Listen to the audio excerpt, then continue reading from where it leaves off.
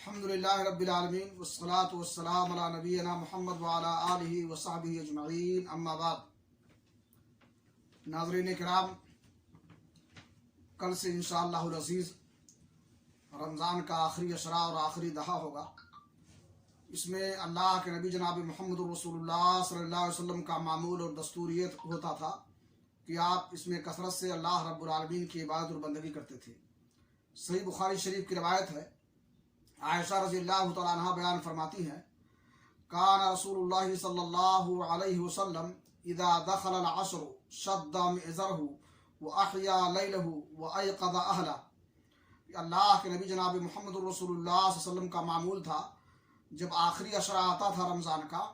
تو آپ اللہ رب العالمین کی عبادت اور بندگی کے لیے اپنے آپ کو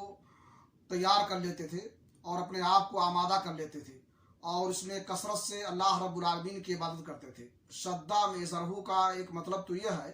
کہ آپ اللہ کی عبادت اور بندگی کے لیے کمر بستہ ہو جاتے اور تیار ہو جاتے اور خوب اللہ رب العالمین کی عبادت اور بندگی کرتے۔ دوسرا مطلب یہ ہے کہ آپ اس آخری عشرے میں اپنی بیویوں سے کنارہ کشی اختیار کر لیتے، ان سے بوس و کنار اور ہم بستری کرنے سے آپ دور رہتے تھے، اس لیے کہ شب قدر میں آپ اللہ رب العالمین کی عبادت و بندگی کرتے۔ شب قدر کی وجہ سے یا آخری عشرے میں آپ کا معمول و دستور ہوتا تھا کہ آپ اعتکاف کرتے تھے،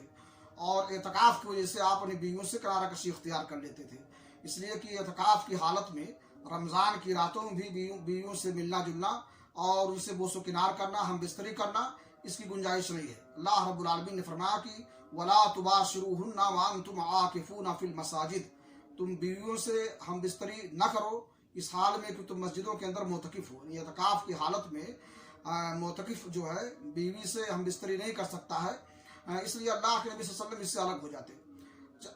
دونوں مفہوم اس میں ہے کہ آپ اللہ رب العالمین کی عبادت اور بندگی کے لیے تیار ہو جاتے تھے اور بیویوں سے الگ ہو جاتے تے، یعنی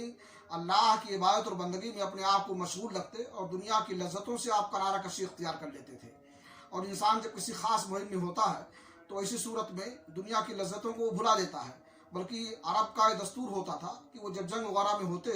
تو بیویوں سے ہم بستری نہیں کرتے تھے، اس سے دور رہ جاتے تھے۔ عبد الملک بن مروان کے بارے میں آتا ہے، اس لیے ایک عربی شاعر کہتا ہے،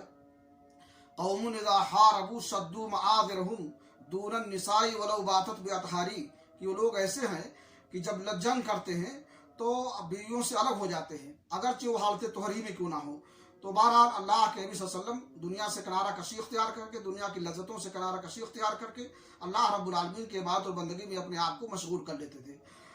وہ احیا لیلہ، اور رات کو آپ بیدار رہتے تھے اور رات کو جاگتے تھے، قیام اللیل کرتے تھے، قرآن کریم کی تلاوت کرتے تھے، تسبیح و تحلیل